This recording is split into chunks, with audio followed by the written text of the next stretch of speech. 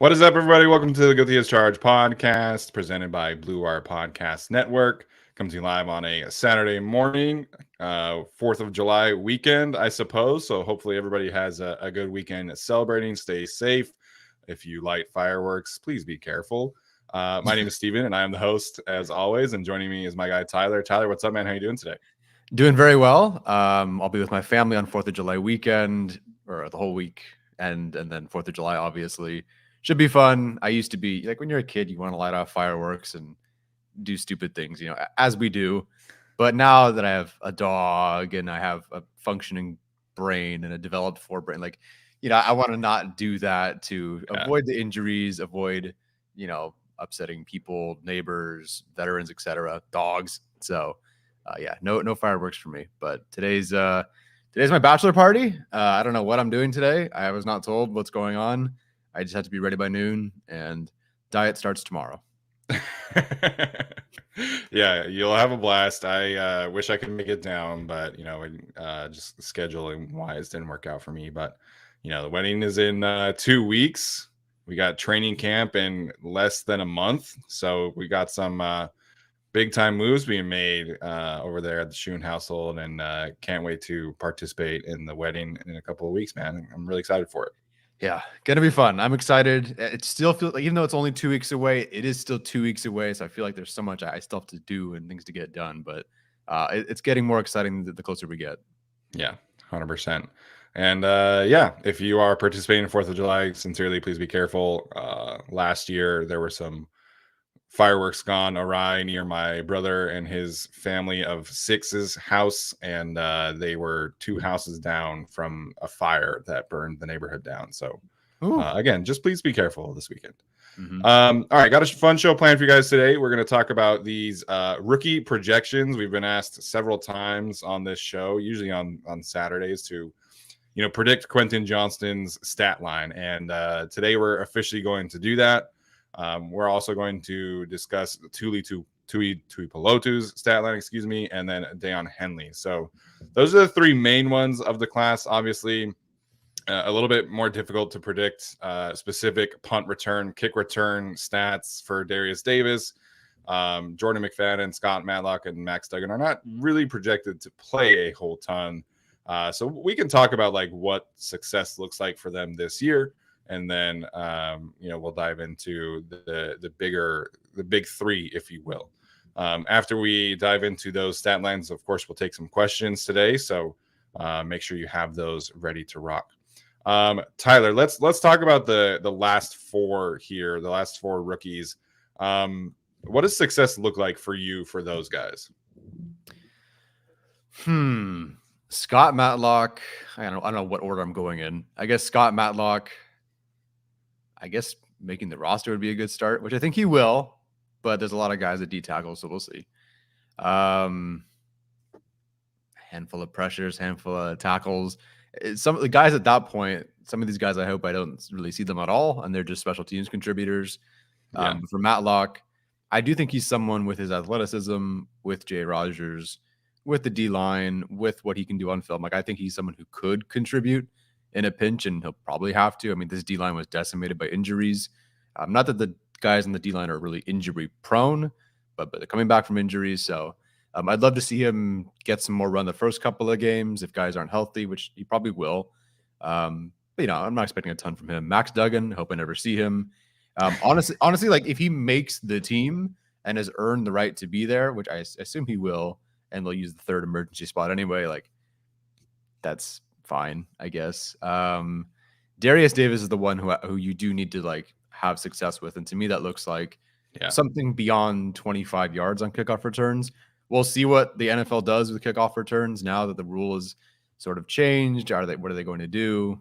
How's it going to change things? I don't know.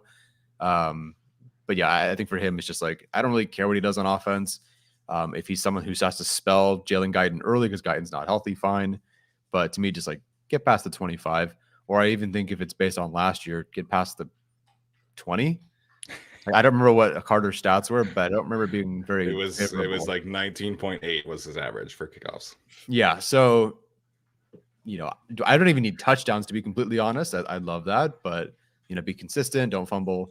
McFadden's the one. I think success for him is he beats out Brendan Hymas, and he maybe shows that he does both guard and tackle sometime this season. I think we might see, an injury here and there. He'll be the sixth offensive lineman at many points, I would think. So I think just seeing that he can kind of do both things and do them well would be nice, because then you kind of answer your question moving forward of who your, maybe not swing tackle, but who one of your other tackles is and who more of your offensive line depth is. And if he can actually be what Brendan Hymas was sort of supposed to be, then you feel really good about your depth. If you can plug him in at tackle, plug him in at guard, and then eventually, one of these guys, they move on from them, contracts are contracts. And if he can just slide into one of those spots in a few years, that'd be great. Yeah, I'm glad you mentioned Scott Matlock first and just like roster construction. I think like not just making it, because I think the Chargers generally keep their draft picks, right? Like I would be pretty surprised if they cut any of these guys. I know when they were in San Diego, they cut some draft picks quite often, but I think for me, it's also like making sure that they are not healthy scratches. Like if Scott Matlock is playing every single game, but it's like 5-10 snaps, I think that's a good rookie season for him, and then like stats, I'm not super worried about, but like if he is showing the coaching staff enough where he is not a healthy scratch and he's like able to rotate in and show some flashes, I think that's a good start for him. And same kind of thing with Jordan McFadden. And because there's no real like offensive line stats for him. So I think we feel comfortable about McFadden's future, but he is making a transition to a different position, and maybe he's doing some Hulk package snaps that we've talked about, as Lois Bruin brings up in the chat. Maybe he's working as a sixth offensive lineman from time to time. So anything that he gives you, I think is a bonus. So in terms of Darius Davis, offensively, I don't think I'm expecting a ton from him. Anything he gives you is kind of a cherry on top. In terms of return stats, like I think the benchmark for an effective punt returner is about 10 yards per punt return, and that's like an above average punt returner. So as long as he's hovering around 10 there, as long as he's hovering around ideally like 24, 25 yards per kickoff return, I think you'll feel good about his rookie season, and then, able to build off of that after that season. Yeah, honestly, I'll take 3 yards more per kick return. And honestly, that would be great. I think just adding, 6-7 opportunities potentially in a game, add 3 yards each drive, that'd be great. Yeah, absolutely. All right, Tyler, do you want to start with Quentin, Tuli, or Daiyan? Do you want to go 1 through 3, or do you want to go 3 through 1? We can go. We've already started with the back half, so we can go to Henley next if you want. Okay, sounds good to me. Let me just pull up what I have here. So I think the biggest thing with Daiyan, we talked about Eric Kendricks quite a bit on the previous show when we were talking about, most important Chargers. One of the things that I'm focusing in for Daiyan Henley is more so like snaps and how many chances he's going to get. So, right. In an ideal world for Daiyan Henley, what do you think his role looks like? Let's start there, and then let's dive into like statistic projections. Yeah, this was really, really tough, because there's no, like, what Staley did with the Rams is different than Staley in 2021, and the situation with the number of linebackers they had is so different than 2022, which is so different than what they currently have in 2023. Adding to all of that calculus is Kenneth Murray's option not being picked up.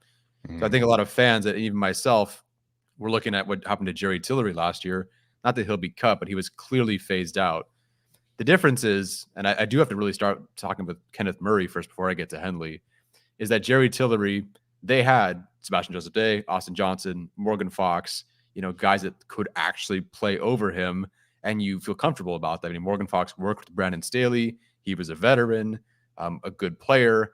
He obviously was working with Coach Ed. He was joining Jay Rogers. So it was really a great situation, back with his old defensive coordinator who knows how to use him. So him getting over Tillery really early made more sense, and eventually, of course, phasing him out altogether. With Kenneth Murray, or even just looking at it, like, there aren't really options behind him where for sure that this like Daiyan Henley, Eamon Ogbongbemiga, Nick Neiman, that those guys could really jump in ahead of Murray. Like, you don't actually know that. A lot of fans want it to happen. A lot of fans like, ooh, the next thing, he's going to take all the snaps from Kenneth Murray the same way, Tillery lost snaps last year. I don't know about that. And I was looking at the snaps last year. I was actually almost surprised that Murray played 718 snaps last season and that Troy Reader barely even saw the field. Like, it was Reader for garbage time, the one snap that he was hurt against the Seahawks, that Murray was hurt against the Seahawks. That was kind of it. Like, they really didn't even try to mix it in with a third linebacker, but they did do that in 2021. And then in 2020 with the Rams, there was that like 550, 420, 472 split among three different linebackers. So it's tough to figure out where I think Henley's going to jump in here, because they also then have Eric Kendricks, who has played over 1,000 snaps the last 2 seasons. The Chargers have definitely had one player be that close to 1,000 snaps kind of guy the last 2 seasons. It was Kaiser White in 2021, Drew Tranquill in 2022, and now it's going to be Eric Kendricks, who is going to be the green dot guy, the signal caller, the veteran. You spent a good amount of money on him too. So he's going to be out there a lot. And him being out there so much, how much does that then take away from how often Kenneth Murray's out there? And then with Kenneth Murray being, the guy that they trust currently, like, again, we don't know how Daiyan Henley looks like in the NFL. Not yet. And we really won't know for weeks and weeks and weeks. So, kind of looking at some of the rookies and some of the third rounders in the NFL, Leo Chenal and Chad Muma, both third rounders last year, who are part of a stronger rotation, like kind of like the LB3s in their group.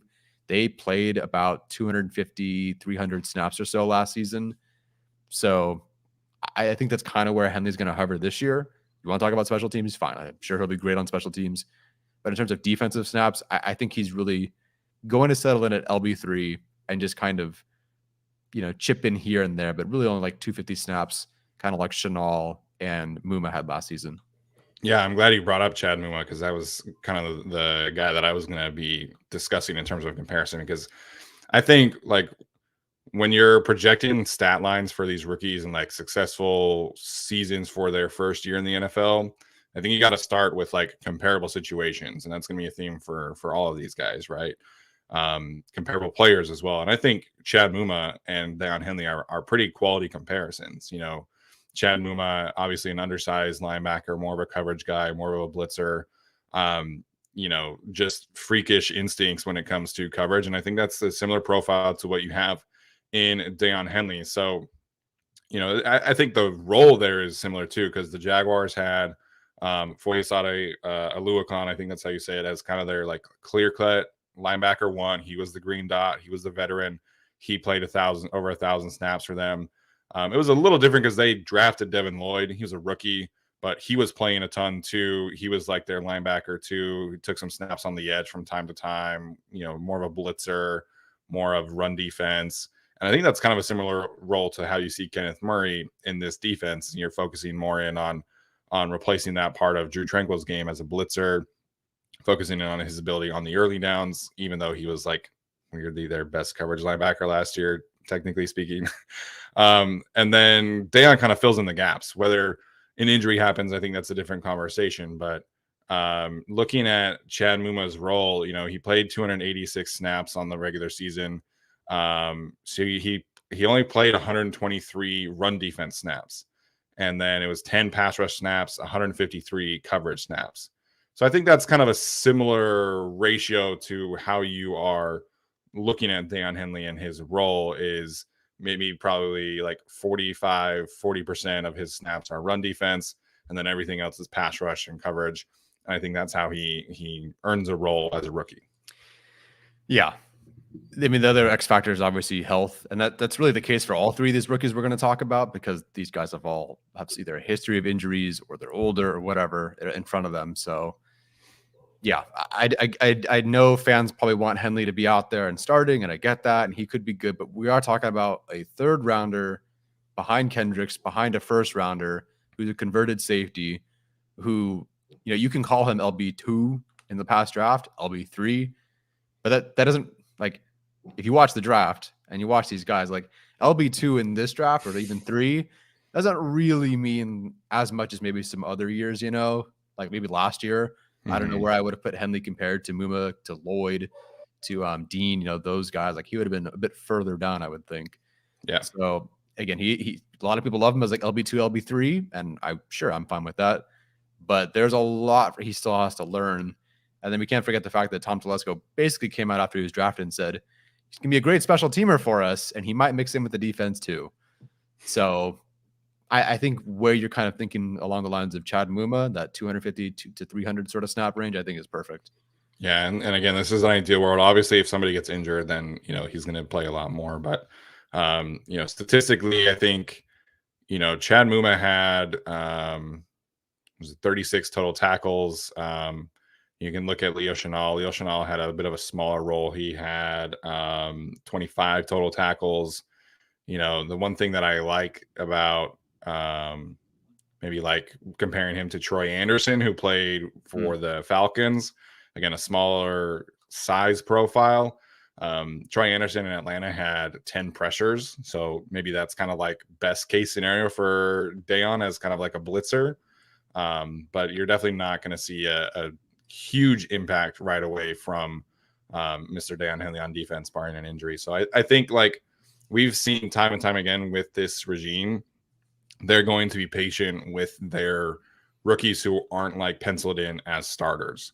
And Josh Palmer, I think from like a snap comparison, from like a role comparison, might be a good way to look at Daiyan Henley too, because he was only getting like 15, 20 snaps for the first like 6, 7, 8 weeks of that season.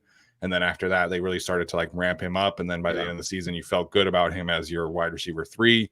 And I think that could be similar with Daiyan Henley. Maybe he plays 15, 20 snaps the first few weeks. After the bye week, maybe that ramps up to 20, 25 snaps per game. And then you just feel really good about that depth as your linebacker 3. Yep, absolutely. So what are we doing stat-wise here? I think I'm comfortable with, I'll say 28 total tackles.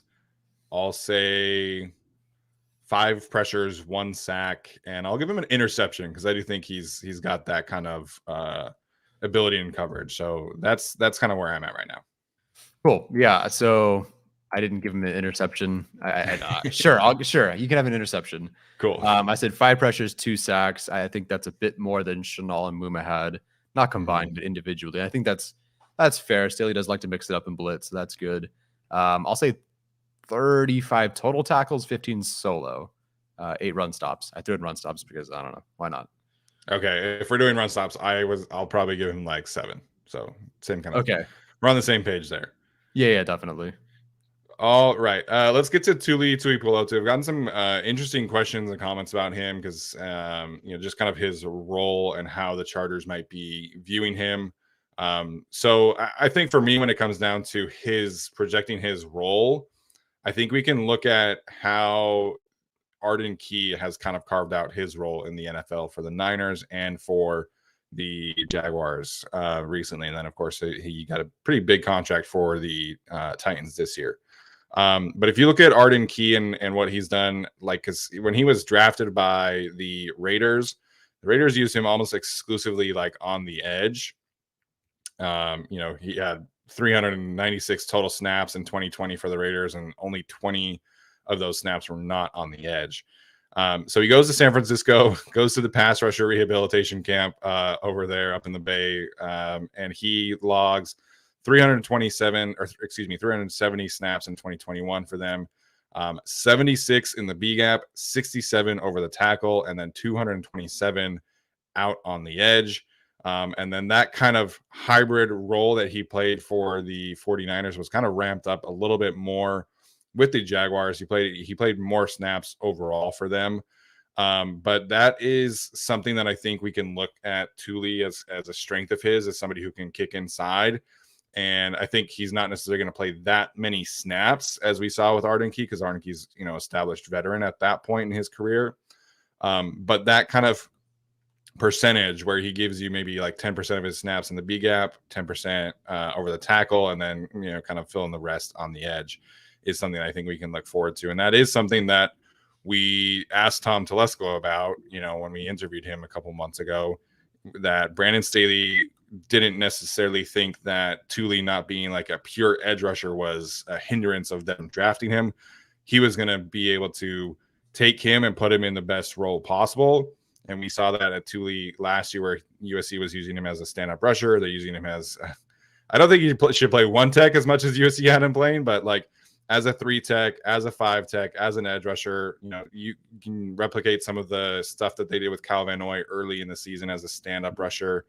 And I think, that kind of ratio it down a little bit because he is a rookie, but I think that kind of role where he's kind of playing all across the line, I think fits Tuli's skill set pretty well. Yeah, absolutely. I do have a question. It seems obvious the answer, but we sort of talked about this with Josh Palmer. Does Tuli start the season as edge 3, which I know sounds ridiculous because they drafted him in the second round, but they didn't take a running back who was 20 and he barely saw the field over Larry Roundtree. So, like, does he start the season as edge 3, to be honest?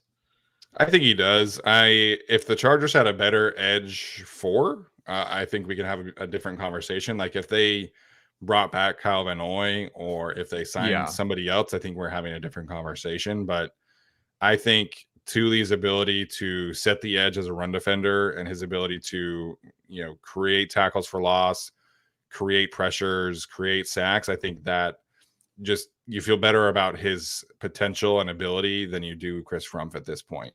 Mm-hmm. And, that's not a slight. Chris Rumph was a 5th round draft pick. We're not exactly expecting a ton from him. But Tuli, I think, is just further along in his development than Isaiah Spiller was. And also Spiller was in a crowded backfield. Like there was no real scenario where he was going to come in and play 600 snaps behind Austin Eckler and Joshua Kelly and Sony Michel. And so I think he's just was in a bit more of a tougher situation role wise, but I think Tuli is clearly the edge 3.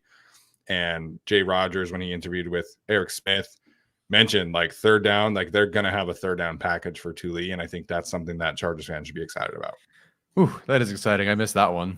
So when I was looking through and trying to figure out how many snaps, or not Jay Rogers, sorry, Gift Smith. Oh, okay. Either way, I think Jay Rogers probably say the same thing. But I was just kind of looking through the edge 3s that Staley's worked with. Generally, when I'm trying to do these comps, I look at what did the coordinator do before. And so for the Rams, it was Justin Hollins, 349 defensive snaps. 2021, Kyler Fackrell, 382. In 2022, it was Chris Rumph in terms of snaps. Obviously, he wasn't the edge 3. Technically, he was the edge 4, but he played the edge 3 snaps in terms of the most snaps, or third most, at 300. So I was kind of looking for players, rookie players who are on pretty solid lines, who are the edge 3, or at least play the edge 3 snaps over the last couple of seasons. So I was looking at last year, Drake Jackson, Jermaine Johnson, and Sam Williams at 315, 312, and 274 to kind of come up with a general snap count and stat line for them. So we can talk about stats in a second, I guess. But that's kind of the comps I was looking for. Just how many snaps does this player have? And then, I wanted to ask you about Chris Rumph because I really wasn't sure where he'd fit in. How many snaps does he take? Because over the last 3 seasons, the edge 3 and 4 combined have had 800 snaps for the Chargers because guys are hurt, or it was somebody was a decent edge 3. So I really wasn't sure how much Chris Rumph would be playing here. We'll see. Maybe they think he's a better rusher than Tuli right now. I don't know. We'll certainly find out pretty quick.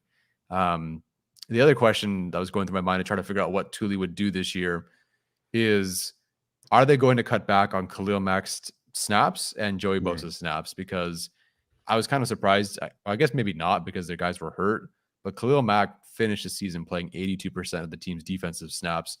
I don't know what is typical for an edge rusher, but I felt like that's a bit excessive at this point. And I think that really did show throughout the season. It was okay, things started to kind of be a bit less efficient because he was playing so much. But to start the season, Joey Bosa played over 91% of the snaps the first 2 games. And I don't know how long that would have gone for. Maybe just really the matchups against the Raiders and the Chiefs. Against the Chiefs, obviously you want Joey Bosa out there. But I'm really curious how much they might peel back their roles this past season because Khalil Mack is another year older. Joey Bosa is recovering from an awful injury. Yes, he says he feels great, but again, shit happens. So I'm really curious how much Tuli can eat up the snaps that maybe they take away from Khalil Mack and Joey Bosa this year. Yeah, I think 82% is a lot for Khalil. I would say that you're trying to maybe get him down to like 75, maybe 70% of snaps. I don't think they really had a choice last year because Joey was down. Like they're just like you just couldn't work around that, right? So I think with Joey healthy and with Tuli hitting his stride this year, I think you can work Khalil down to 70, 75%. And maybe that gives Tuli the chance to, I guess that could theoretically be spread through him and through Chris Rumph. But I think in an ideal world for Tuli, he's playing more snaps than the guys that you mentioned. Maybe he's playing 350 snaps on the season. And maybe he's giving you 25, 30 snaps a game as opposed to like 20, 25. And then maybe you kind of are giving 10, 15 snaps a game to Chris Rumph on the edge too. Yeah, that makes sense. So for my stats, again, not that it really matters, but it's a sort of a bump up over the three guys that I mentioned. Like you said, I think he will mix in for a lot of snaps, and he does play on it. Like the defense does play on it. He's going to get a lot of one-on-ones. Yeah, that too. But yes, absolutely that too. But also, I think that in theory, the offense should score a lot of points, which means the defense will have to be out there and they'll be throwing a lot. So I think he could rack up some snaps there too. So I'm going to go. I didn't have solo tackles on here, but 35 total tackles, 14 run stops, 17 pressures, and 4 sacks. Yeah, so when you're comparing to those guys, like I think people will hear 17 pressures and maybe be a little disappointed, but I think like with an edge rusher who's not like a premier prospect coming in, I think you're trying to get to around 20 pressures total. Yeah. Trayvon Walker last year was 36, just to give an example there. He was the number 1 overall pick. Kayvon Thibodeau was at 40, Aiden Hutchinson at 53, George Karlaftis 48. When Chase Young won Defensive Rookie of the Year in 2020, he was at like 42. So coming in as a rookie pass rusher is difficult. So 17, I think, is fair. I'm a little higher on him as just his role. So yeah, 17 is, I think, a good floor for me, but I would land more in like the 21 to 22 range. So I'm going to say officially 21 pressures. I'll give him 5 sacks. Total tackles, I said 30, and then run stops, I said 12, because I feel like that third down role is probably more of his thing than like being a true run defense edge, because I think that is going to be Joey and Khalil. So I think you focus on efficiency. I would love to know enough about pass rushers to project like win rates and stuff like that. But I think as long as Tuli can get to 20-ish pressures, I think you feel really good about his rookie season. Yeah. And hopefully that translates to 4 to 6 sacks-ish. If, let's say, he has to start half a season, one guy gets hurt, or both guys get hurt X amount of games, and it amounts to about half a season. What are we kind of thinking here? Breaking 30? Hopefully. Yeah, if he has to start like 6 games, let's call it 6 games. If he has to start 6 games, I think he could push maybe up to 30 pressures. Yeah, I think that Arnold Ebiketie was a starter for the Falcons last year. He had 28 pressures. Kingsley Enagbare was kind of an edge 3-ish for the Packers. He had 25. So if Tuli is starting 6 games, I think you can see him get 28, 30 pressures. Yeah, and he's in a good spot. That's only 2 more pressures. It's only 2 pressures a game ish. And it sounds weird to give the guy only like 1.1 pressures per game. But he's the edge 3, and then mixed in with Rumph, and mixed in with Derwin, and mixed in with Henley, and mixed in with Murray and Kendrick, and these guys that can rush. I mean, John Taylor should be rushing as well. Different spots, obviously. Yeah, we'll see. Yeah, but I think you feel good about, as long as he's getting around 24 or 5 stacks, I think you feel really good about his rookie season. Yep. And then you got to show some flashes to hopefully convince the team that you can be the edge 2 next year, because that's a real thing. All right, let's get to Quentin Johnston here, and then obviously this is kind of the big one that people are going to be focusing in on, and then we'll take some questions after that. So, in doing Quentin's, I think you have to really take into consideration like averages under Justin Herbert over the last 3 years, and so you have to kind of pace in Keenan and Mike Williams averages for last season because they missed so much time. But over the last 3 seasons, I went through and just kind of averaged out the targets. Well, first of all, for attempts, completion, yards, touchdowns for Herbert, and then targets, receptions, yards, touchdowns for Allen, Williams, and Eckler, because I do think all 3 of those guys play a huge role in the offense, right? So after you kind of average out those 3, you're left with basically around 320 attempts for Herbert, 190 completions, around 2,000 yards, around 14 touchdowns for the rest of the players on offense. And that is assuming that the players stay relatively healthy here. But just to give you everybody an idea, because there's always like how much football is there around to go to all of these players. I think there's enough of Justin Herbert's career average to make you feel good about what Quentin's kind of role is. So that's how I started. But for you, Tyler, what's kind of role-wise a successful rookie season for Quentin? Yeah, so I started with the Cowboys and Kellen Moore. I'm like, okay, this guy likes to use 3 wide receivers a lot. They do a ton of 3 wide receiver sets. So what was the target share for that wide receiver 3 over the 4 years with Kellen Moore? So it's changed every year. The wide receiver 3 in terms of targets was Randall Cobb, then Michael Gallup, then Cedric Wilson, then Noah Brown. So there's no like consistent guy. So it's tough to particularly tell.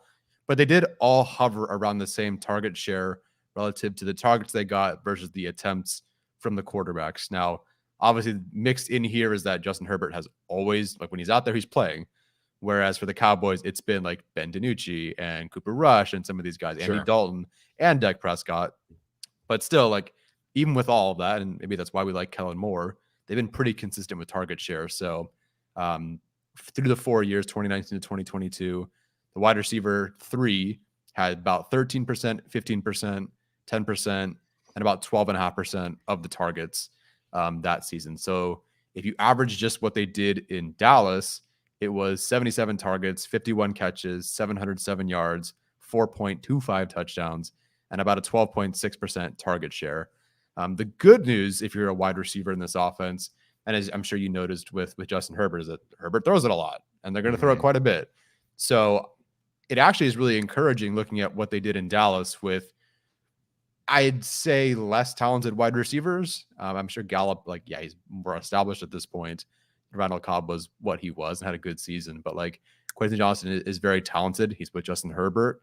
So I think that the floor is high for him, and it's even potentially a bit higher because Herbert's going to throw the ball a lot more. Although the Cowboys, they were balanced, but they still, like Dak or the Cowboys in general, threw within like the top 10, sometimes top 5 in terms of attempts each year. So it won't be a drastic jump, but Herbert still had, 686 attempts over the past 2 seasons. So, I think Johnston being in that sort of 12.5% target share based on the number of attempts that Herbert has will be pretty solid. The only thing that's a bit of a hang up is the player you mentioned, which is Austin Eckler, because Ezekiel Elliott, who has been their, target hog, I guess, over the last 4 years, kind of, for the Cowboys, he's never had more than 70 targets in a season. And Austin Eckler over the past 4 years, even with an injured 2020, had 375 targets, whereas I think Zeke had like 220 over the last 4 seasons. So that's the only kind of hang up, is how much does Austin Eckler be involved this year compared to, last year for his own self, and then Ezekiel Elliott over the last 4 seasons. So, but I'll kind of stick that. I'll keep it kind of the same for Johnston here. So I guess my stats for that, and looking at like Josh Palmer, his 98 targets last year, which is as many as Michael Gallup had when he was the wide receiver 3. It's a bit more than the wide receiver 3s tend to have under Kellen Moore, but still, like, I think, again, Justin Herbert's going to throw more, and they did draft Quentin Johnston in the first round. So there should be a plan here. I'm assuming to get him the football. So it's not like he's just a wide receiver 3. He's like the guy they drafted in the first round to be the heir apparent to somebody else. So stat line for me is going to be, if it's 12.5% target share, so 81 targets, and then so 80 targets, 55 catches, 750 yards, and I'll say 5 touchdowns. Okay, that's pretty close to what I had. Mm-hmm. So I'm glad you brought up target share. I think that's extremely valuable, especially in projecting this, because that's definitely easier to see a role than it is for like pass rusher snaps or linebacker snaps. Totally. So target share is a huge thing there. So I looked at target share for the Chargers. I should have done it for Kellen Moore's offense, but yeah, the two things with Quentin that I'm most curious about is, you know, Eckler and his role, which will come down. He's not going to catch 107 passes this year. And then Palmer too. And so Palmer obviously had those weeks where he was like wide receiver 1. So his target share last year, I think, is not indicative of really like the role of wide receiver 3. And then 2, I also looked at, again, rookie situations who were maybe similar to him. And obviously the quarterbacks are different here. But I think if you look at situationally and quarterback wise, who's like the closest rookie you can look at Quentin Johnston, I think you have to look at Gabriel Davis in 2020 for the Bills. You know, they had a very clear-cut wide receiver 1 in Stephon Diggs. They had a clear-cut wide receiver 2. Granted, it was Cole Beasley that year still, so slot versus Mike Williams as the X it's a little different, but from a target perspective, it's pretty similar. And then Dawson Knox, pretty similar to what Gerald Everett is like. They did not have Devin Singletary was not nearly involved in the passing game as Austin Eckler, but more involved than Ezekiel Elliott. So kind of similar, at least in terms of the situation and the role. Gabriel Davis on his rookie season, not including the playoffs for the Bills that year, just regular season, had 61 targets, 35 receptions, 599 yards, and 7 touchdowns. So for him, it was really like he had a massive ADOT. He had a lot of explosive plays, and red zone usage was very, very high for Gabriel Davis. So I think there's a similar role there for Quentin, although I do think that he will get more volume than Gabriel Davis did. But that was kind of like the most similar role that I was able to find in terms of situation. Nice. So my prediction was 75 targets. I had 48 receptions. And then what was your yardage that you said? I made it an even 750. Okay. So I had 695 yards, and then I had 6 touchdowns. Yeah, I think I think they just took like the yards average for the Cowboys and Chargers. And I think we're pretty similar. Like if you went to the same targets and receptions, be pretty close. Yeah. Yeah. So again, I think you feel really good about that rookie season. I think anything over like 650, anything over like 40 receptions, I think you feel good about Quentin's rookie season. Like there's so many weapons here that you're talking about. Like, you know, because Josh Palmer could really eat into that still. Like I don't think Josh Palmer is going to go away lightly whenever he gets healthy, but I do expect them to feature Quentin pretty heavily. Yeah, the only other hang up I had was, okay, what if they're more explosive on offense, and instead of leading the league in dropbacks, you find a way to have your defense might play well, and suddenly you don't have to throw it as much, or when you throw it, you score in 6 plays instead of 16. So I'm a little curious, you know, how many opportunities, like how many targets are realistic relative to how fast they could score. I mean, in theory, Quentin Johnston, you give him a screen, he could score from 40 yards out. You know, that's partially why you got him, or you could throw it deep to him. So, yeah, I'm curious how much that fluctuates. They're still going to throw it a lot, I would think. I don't trust this defense to hold things to close games, or at least hold another offense down. But, yeah, I think I would just caution fans to not compare it to what Josh Palmer did last year. I just don't think I don't think he gets 98 targets. And Josh Palmer had a pretty high catch rate on that too, even though he dropped a couple. So again, like the 98 targets that Palmer had, which was what Michael Gallup had in 2020, are huge outliers to the other 3 years under Kellen Moore. And again, he never had an Ezekiel Elliott in terms of someone who could hog targets. So yeah, don't compare like the raw numbers to Josh Palmer. What you probably want to look for is like yards per route run. Because I think Josh Palmer's argument is that he racked up a lot of stats. And he did, but the yards per route run wasn't so hot. Although that's kind of a Joe Lombardi thing too. Yeah, and I think also like Palmer worked from the slot quite often. The role is just different. Like I think Quentin, you're doing a lot of more deep stuff. You're doing a lot more digs. Yards after catch. So I think like snaps wise, like you're looking at probably a similar role, but not just it's just a little different. I did go and look at Palmer and Guyton combined in 2020 or 2021, excuse me. That's a little shakier, obviously, because that's two players, different roles, but that was 91 targets between the two of them that year, 64 receptions, 801 yards, and 7 touchdowns. That was basically with like a 50-50 split at wide receiver 3. So I guess my biggest question for Quentin is how involved is Josh Palmer? Do we see an initial 50-50 split and then it kind of works up to maybe 60-40 Quentin? Does it go further than that? What do you make of that kind of conversation with Josh Palmer? Just in terms of the wide receiver 3, first I got to see if Palmer can get back on the field, which it seems like he can. But he hasn't so far. So hopefully this isn't a thing that extends into training camp, and we'll find out in 3.5 weeks. It's tough because before I would have said Palmer is the wide receiver 3 for all of a week or two, 3 days, and then Quentin Johnston takes over. But I mean, Quentin Johnston's been the only guy out there, so I feel like he's already, whatever the share would have been before, Johnston's already eaten into that, and I think established himself a bit. So, I don't know. It's tough because if you look at the wide receiver 4, then for the Cowboys, it was never like it was, one guy hogged targets, like CeeDee Lamb, 140 something or whatever. Right. Next guy, 80 something. The third guy, 70 something. But then the wide receiver 4 was like 15, 20 targets. So it really dropped off dramatically there. So to be easy numbers, I'll say like 75-25 sort of split. I think that would have been maybe more 60-40 before, where Johnston takes the wide receiver 3, 60, but he's been out there and he's been improving. And like everyone's saying, like Derwin James, Derek Ansley, Kellen Moore, everyone's like, dude, this guy looks really good. And so to be out there and looking that great, building that chemistry, and then Palmer's not out there right now, I just think that whatever it was before, it's not as close as it was. Yeah, I think that's fair. I think 75-25 might be a little rich for me. But I do think like worst case scenario is probably 60-40. Because I do think that Quentin is gonna carve out a really, really big role this year. Again, first round prospect. They love this guy, and everybody, like you said, is raving about him. So should be fun, man. I'm excited to see how it pans out. Josh Palmer as your wide receiver 4. Feel pretty good about that room.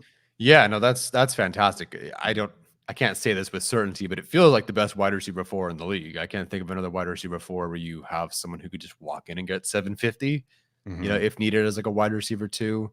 The one thing I do want to look up is 2017, because Mike Williams, like for all the projections we have, Mike Williams had a really bad rookie year. Although that was kind of injury based. So it's kind of a different thing. So yeah, Mike Williams. So they went 147 targets for Keenan. Of course, he finally stayed healthy. Then Tyrell Williams 68, Travis Benjamin 63, Mike Williams 23. So there is also that outcome. He dealt with an injury though, right? Like it wasn't like he was fully healthy that year. Yeah, it was off and on. He did play 10 games at least. Okay. So I'm hoping for the higher end of this.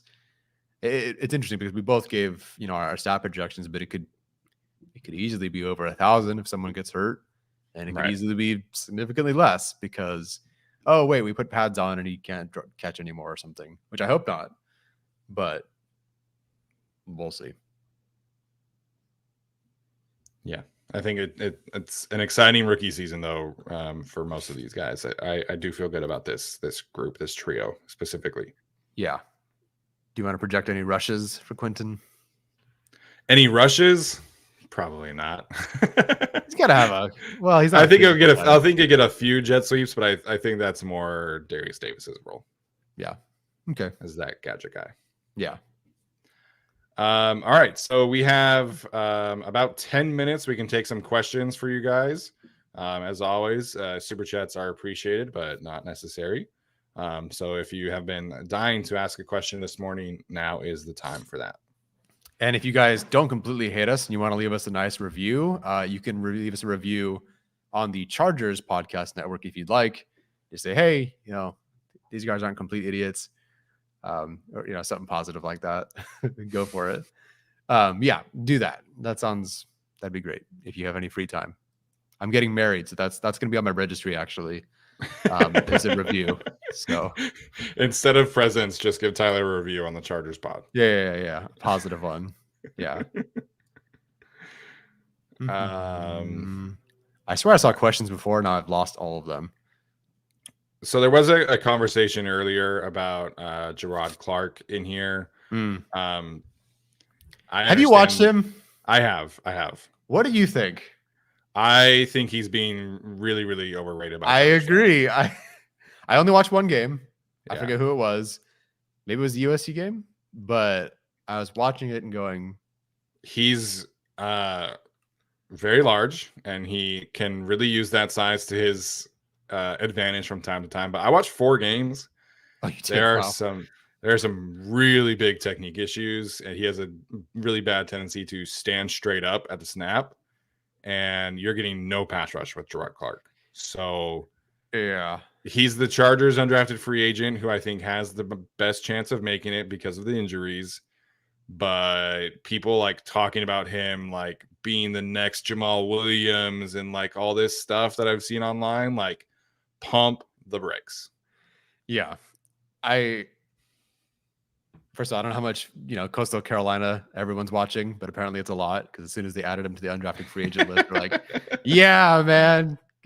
Listen, I hope he does well. And every year there's not a weirder room for roster projections and what changes even after they make the roster than D-tackle.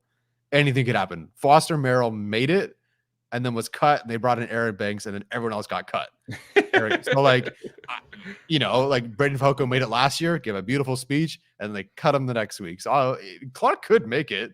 Sure. But that doesn't mean he's safe because this D-tackle is the weirdest room to project under Brandon Staley so far by quite a bit. Yeah, I'm not going to have any kind of evaluation on him but I really wanted to go into it watching, someone that I thought was like, yeah, this is it. Granted, guys like Fehoko, I didn't really think that like he has no pass rush, and out of LSU it was kind of boring. But Clark, yeah, I was surprised watching. Gosh, what game did I watch? But I was hoping for at least like that nose tackle plug. Like if that's all you can do, that's how you make this roster. Because Otito at this doesn't look like he's going to be starting the season. So like, boom, there's your role on the team. Fantastic. Matlock's not doing that. Nick Williams is not really doing that. And you don't really want Sebastian Joseph they have to always do that. So yeah, I was like, okay, here we go. And then just watching him, like you said, no pass rush, which is fine. He's an undrafted free agent. These guys aren't, world beaters. They would have been drafted earlier or drafted at all. Mm-hmm. But I was definitely disappointed on first watch with him. Not that there's nothing to work with, not that he's bad by any means. I just like fans were like, this is it. This is the guy. And I thought, okay, I'm going to watch this guy. And I just was like, it's an undrafted free agent. He's an undrafted free agent. Like that was my takeaway, which is fine. But I was hoping for just, like some guys like maybe like Andrew Farmer, Mike Ezeki. It's like, okay, I see a little bit more like a draftable kind of grade sort of thing. Yeah, I think with Clark, there's definitely potential there. Like his size profile is really indicative of a true nose tackle player. There's just a lot of technique issues there. I don't really think he has a great chance of making it unless Johnson and Otito are both out to start the year. Like it has to be both, in my opinion, because to me, like the way Brandon Staley wants to set up this room and Jay Rogers is you have 2 guys who are 1 to 3 techs, you have 2 guys who are 3 to 5 techs, and then you have 2 guys who can fill in the gaps, right? And so Sebastian Joseph Day, Austin Johnson are your 1 to 3 techs. You have Morgan Fox and Nick Williams who are your 3 to 5 techs, and then you need guys who can fill in the gaps, and that's where Otito comes in. That's where Chris Hinton comes in, and with Gerard Clark, he's exclusively a one tech. Like, that's why you need multiple guys injured, in my opinion, for him to make it. And I don't see it. I think Chris Hinton makes it over Gerard Clark if one of Austin Johnson or Otito Ogbonnia are healthy, because Chris Hinton can play across the line. He can do what Gerard Clark does as a run defender, and then he can also rush the passer. So I understand that there's like this need for a one tech, but that's what Sebastian Joseph Day and Austin Johnson are for. That's what Otito Ogbonnia is for. And you don't really have a role for Gerard Clark unless both of those guys are injured. Yeah. There's also a small chance, because like Daniel Popper projected 4 tight ends for this team with Stone Smart making it, and they're going to have 6 wide receivers this year. I think you only had 3 running backs making it, but this team, like, it'll be 4 for some stupid reason. Like, one position group does have to lose somebody. So we might not even have a 6th spot open for these guys. I think they would, but they might look at Hinton, at Clark, at Moa, I guess Williams to a certain extent, and say, listen, we'll keep a couple of you around on the practice squad and we'll call up as needed. It's kind of what they did with Covington and with Fahoko last year. Both had to play eventually. And Moa and Hinton obviously had to play too. So I don't know if there's enough of a differentiation between those guys, where they'll just go, we'll keep 2 on the practice squad, call up as needed. Yeah, exactly. With the 3 quarterbacks, with potentially keeping 6 receivers, you don't really know if JC is going to be healthy. So maybe you have to keep 6 corners. You have to take away from a position somewhere, and defensive tackle might be that position. Yeah.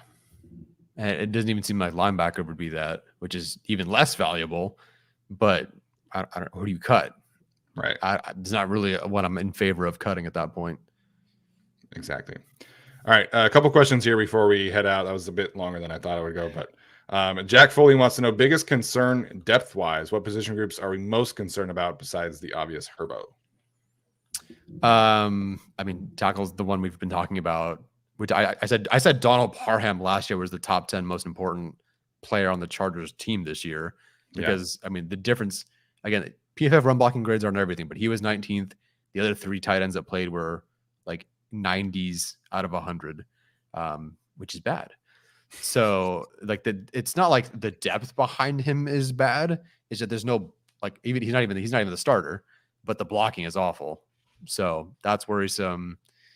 Running back is sort of still worrisome. Like, we feel positive about the guys behind Eckler, but there's still a lot of unknown.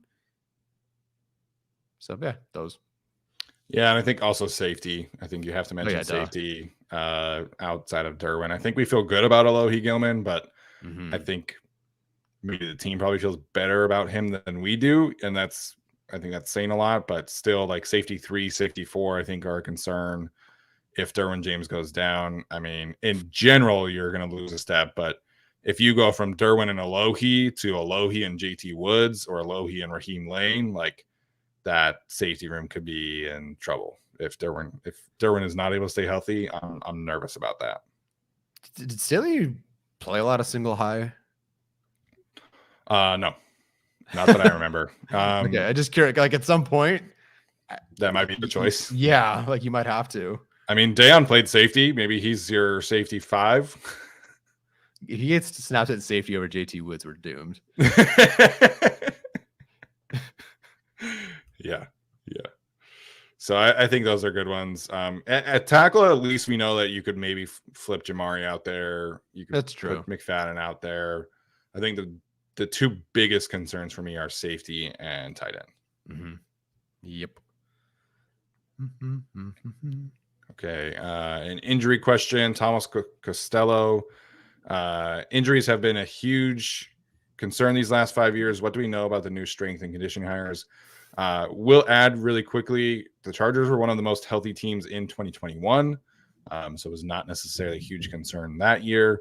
We'll see what happens this year with this new coaching staff. Obviously, last year was kind of a disaster. But in terms of the new strength and conditioning hires, I don't know if we know a whole lot about them really until we see what it looks like this year. Because we know that Brandon Staley obviously felt that there was a change needed for head athletic trainer, and they've continued to invest in sports performance. So I think they're taking necessary steps to make sure that they are doing the absolute most to prevent injuries, but sometimes freak injuries just happen in football. Yeah, I don't know much about them except one guy went to Cal State Fullerton, tighten up. Fresno State. Yeah, there you go. I know. Look at that. Good for us. Even if we learn and we feel really good about them this year, again, as Steven just said, in 2021, things were great. The Chargers had like 1.5 starters out, 2 starters out, whatever it was, against the Raiders to close out the season. And then last year was last year. We all saw what happened last year. So I hope they're good.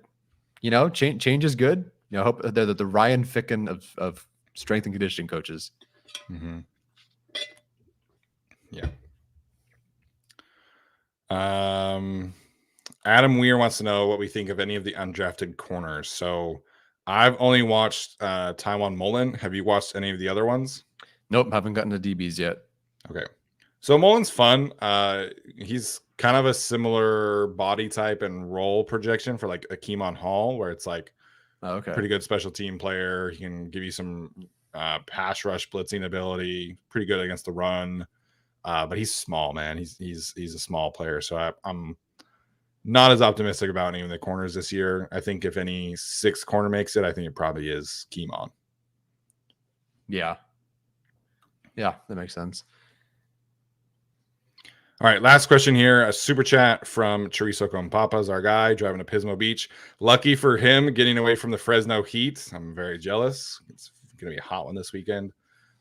He wants to know what's more important to a successful season, being able to consistently run the ball to close out games or stopping the run and limiting explosive plays. If I had to pick, I think Justin Herbert is so gosh darn you want to be able to run the ball, but Herbert's such a careful dude that he could throw it and he's not going to turn the ball over. Like, that's just not who he is. He might do it once every 8 games, but he's generally been able to close it out for you. So if I had to pick, it'd be stopping the run, limiting those explosive plays. Stop getting so many wins early and then back-breaking 60-yarder, back-breaking 50-yarder. That just can't happen. To me, the success of the season and the defense, really for me at this point, what I hope for the defense, I hope it's good, first off. But if it's not, at least get turnovers, generate explosive plays. Even if it's kind of inconsistent, I would love for them to at least like get some more interceptions, more sack fumbles or whatever, more strips. At this point, I don't know how good the defense is going to be, but if you can be a playmaker defense and kind of like the Chiefs had to be, like, just give Herbert another one, give Herbert 2 more opportunities. And that's kind of what I hope for this team. That's, I think, makes it a successful season. Yeah, I think because he added that last part, I think you have to choose the latter. I think in general, if you're just talking about running the football or stopping the run, I think that's a different conversation maybe. But if you're talking about limiting the explosive runs, I think that's a bigger key for this team because it was such a concern last year. And I think that's part of the reason why you bring in Eric Kendricks. I think it's part of the reason why you are choosing Alohi Gilman as your starter. It's part of the reason why you're choosing Jasir Taylor as your run defense nickel corner. So limiting the explosive plays, I think, has to be the answer here. If it's just general run the football or stop the run, I think I would maybe lean more towards running the football. But if you are adding the explosive plays, I think you have to choose the latter here. Mm-hmm. But like you said, I mean, Justin Herbert in the passing game are going to carry such a weight that I don't. I think I would probably choose the latter regardless. Now that I think about what you brought up with Herbert. Yeah, I would say so. I think of like the Washington game in 2021 where it's like, yeah, Herbert's just going to sling it. 3rd and 14, you find Keenan. 4th and whatever, like found Keenan. I don't even know if they ran the ball once during that kind of clock chewing drive. At the end of the game, no, I don't think so. There was like, I mean, in 2021, they were definitely better at running the football on a more consistent basis. Like the Monday night game against the Raiders was a great, like, run the football closeout drive. There was another one like later in the season that I really loved. I can't remember off the top of my head that year, but it might have been the Bengals game. Maybe. That was actually my first thought too, but then that's also the game Eckler had like 2 fumbles. So I think they closed out well. I feel like. Yeah. But yeah, hopefully we get a better rushing attack this year, and I think we will. All right, last comment here from Tyler's mom, Mama Shun. She says, "Love y'all. Happy 4th. Hope everyone has a great weekend." That's going to do it for us. Like I said previously, we are recording our Chargers episode tomorrow. That will go live on Tuesday on the 4th of July. So definitely stay tuned for that one. Make sure you are checking that out when you're grilling, watching fireworks, whatever you decide to watch that. We appreciate it. Like Tyler said earlier, if you could leave us a review on the Chargers podcast feeds, that would be fantastic. It would really help us out on that side of things. Make sure you're subscribed, like the show, all that good stuff. All right, Tyler, that's going to do it for us. Hope you enjoy your bachelor party today. Getting ready for the home stretch here of wedding time, and I'm excited to participate in that. So thanks, everybody, for tuning in. We'll see you guys next time.